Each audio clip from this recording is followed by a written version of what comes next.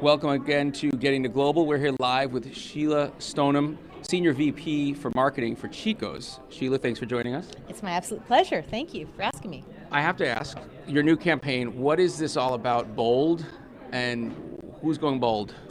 We're going bold. So here's the thing. We're talking to our existing customers and looking to new customers to basically say, how bold are you? We're addressing the issue of ageism. And we're saying to women, dress in your outside voice, be yourself, live your best life regardless of what age or stage you're at. And we're encouraging women to just live out loud. Yeah. And so we've got a campaign that we launched last week, and it is all over social media and digital channels, and we're going bold with it. Does it resonate beyond the U.S. borders? Absolutely. This is a universal insight that we're tapping into and that we're addressing.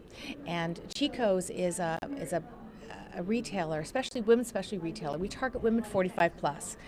And we target women that have a fun, colorful, and kind of boho style. And we look to support her in her lifestyle. So she's not shy, reticent woman for the most part.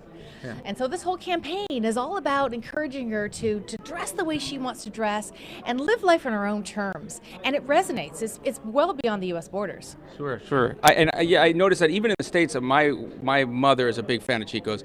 My mother-in-law is a big fan of Chico's, and they're not the same people at all, and it resonates. And my mom has just gone bold. She bought a Veloster Hyundai, which is that two-door sports car, and she's around 75. I'm not sure if that's right, Mom. It's totally bold. And you're right, it hits the note, and she loves Chico's. And it makes her smile, and makes her, she's living life to its fullest, and that's exactly what we're talking about in our campaign. Yeah. And so we've got a woman on a Vespa, and she's just tootling around with a little gold helmet. You have to see the spot. Go into Chico's Facebook, and you'll have a chance to have a look at the video. Sure, we'll link through that right here. Thank you. Now, you've also done a lot of other things in your life, and you have some great lessons from the field. Top mistakes companies make when they're going global, and to what degree your background helps with that information? It'd be my absolute pleasure. So there are really three buckets I put it in that are common mistakes that companies make when they go global, which, frankly, I'd just like to tell you a little bit about, maybe give you an example or two. So the first one is strategy. A lot of brands decide they're going to expand beyond their own borders, and they haven't got a well-defined brand strategy. And without those sharp edges of knowing exactly what is building your brand and making it relevant to your target customer, what is negotiable, and what is actually foundational to your brand equity, you end up making the mistake when you go to a new market. Often you do research and find something out that is a little bit surprising. And you have to be prepared to either make some changes or not. And that's where the brand strategy comes in. So here's an example. Sure. So Taco Bell, we entered the Canadian market. We found out that Canadians have a affinity for French fries. And so fries were they were like a non-negotiable thing for Canadians. It's what we called a veto eliminator. And so in Taco Bell's in Canada, we introduced fries. It didn't do in any way, harm or impact the brand equity or the brand strategy. It just enhanced it to make it more relevant to Canadians. So there's one example. That's strategy. The second thing is cultural sensitivity, which is, it is very, very tempting to take your communications and just use a translation service.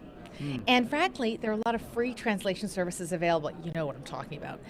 Don't go there, because here's the thing. If you do go there without actually vetting them with someone who is a native, your chances of making the mistake, a cultural mistake, is pretty strong. Kind of an example I got for you, okay? Yeah. So Coke entered the Quebec market, and have a Coke and a smile was the line. When it was translated, it was have a Coke and a mouse. So it was well intended, just should have been vetted. So the lesson learned here is have a brand ambassadors on the ground, and with social media now, it's so easy to find them. Find brand ambassadors that will give you the nuances of a market. Second thing is with regard to cultural nuances as it pertains to tone and manner. So Americans, and forgive me if I'm being too direct. Now, Sheila's from Canada, just so you understand. So she does know Canadians. Let's see if she knows us Americans here. Canadians tend to be a little bit, would propose an idea. idea, such as we might like to suggest that you might like blank. We'd like to suggest that sort of thing. Americans are, we've got the best burgers in town. Okay. Do you know what I mean? A little more proclaim. And Brits tend to be even more obtuse than Canadians. So frankly, just know your market and know how to frame your messaging. And then the third thing is look at the other markets and think about the visual representation. So a mistake that some marketers make is they pick up ads from other markets and think it's just okay because if the language is fine, it's going to be okay in that market. Let's face it, you always recognize people from your own market. Mm-hmm. So the visible minorities in Canada, the top two are Asians and South Asians. In the US, it's different. It's Hispanics and African Americans. So Canadians could spot a US spot a mile away, and vice versa. Wow. Make sense? Yeah. Okay. Last one, just the last one, I promise you. This is the third one, is scalability. Often, brands go into a new market and say, okay, we're going to launch the brand, we're going to focus on it, and we'll get it right. They don't view it as a test market. So test, learn, or reapply. So when you get into a new market, think about going global. Think about your long-term play and develop a playbook based on every market you go into so your playbook is stronger and more robust and you'll increase your success at a faster rate. So three things. Three things I spoke about. One was strategy, I spoke about cultural sensitivity, and the third thing was scalability. Three S's. Sheila, thanks. Were you really good in school? I feel like you must have been good in school. I did okay. Yeah. Let me ask you a side question. Influencers. There's a lot of talk about influencers, and I am curious. Are there influencers 45 years and older overseas in overseas markets that you capture and you get engaged with? And absolutely. And in fact, in markets beyond our border, we have influencers coming to us wanting to comment on our clothes, and they order from us, and they are expressing an interest in our brand. But I have to tell you, you just asked me a question, which was I good in school? Yeah, I was okay in school. But here's the thing: I was a debater in high school and university. So I have to point say, one, point two. The reason why you're wrong are 1, 2. Yeah. So I'm thinking, why is he asking me that? Okay. Yeah. It's notable. It's paid off. Okay. Thank you. We have a quick quiz for you. Oh, no. I'm going to ask you to hold the microphone, and I will get my stuff out. Okay. Now I'm worried. No, this is a benevolent quiz.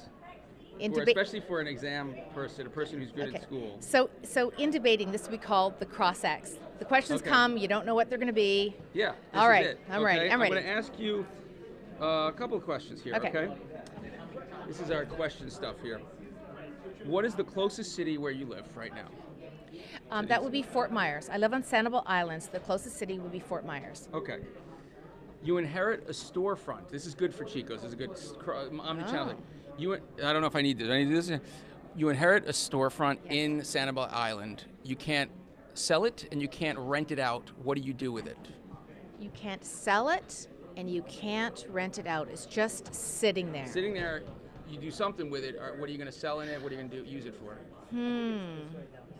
I think what I would make it a virtual experience for my brand, so that customers would come and interact, make it like a community hub. Come meet with. No, you can't. Yeah, no, I like that. I was curious if Chico's does already. There's so much stuff talking about how you digitize your space and how you engage with people. So that is a great question. So there are two key strategic pillars for Chico's that we're known for. One is our beautiful product, which thank you for your mom and your mother-in-law for buying. And the second thing is our most amazing personalized service. And that all comes with one-to-one interactions with our customers. We have the most amazing relationships with our customers. We love our customers. They're with us for decades sometimes. And so I would create a community hub where they would feel they could come. We would help give them their styling tips, show them the latest collection, maybe do a trunk show, that sort of thing. And so I would make it that, and I would broadcast it to other markets. So that's what I would do. I would make Chico's go into every living room or office. I think that's a good even plan for Chico's. I mean, you're probably going to go there, see if you find that in a town near you. Okay, next one. Okay, you're only allowed to be friends with people who drive one type of car. What type of car is that? Oh, boy, that's a tough one. I would say a Mini. Mini. I like Mini people. You know what? I had a Mini Cooper, and it was convertible, and it was so much fun. Yeah. And people like you when you drive a Mini. I don't drive a Mini anymore. Okay. I drive a car that was a little safer in the sleet and snow when I was in Toronto. Okay. And people always honked at me. They weren't very nice. So drive a Mini. Okay. Mini. Yeah, drivers like Mini drivers. Mm-hmm. Last country you visited? The last country I visited, I was in Argentina, and that was 2 weeks ago. Okay. In that country, Mm-hmm. the customer receives $10 extra of change in the store. Yes. What do you think they're likely to do with that? I'd like to think that they would acknowledge they got $10 extra and gave it back to the clerk, who would probably have to make it up at the end of their shift. What would someone do in Canada?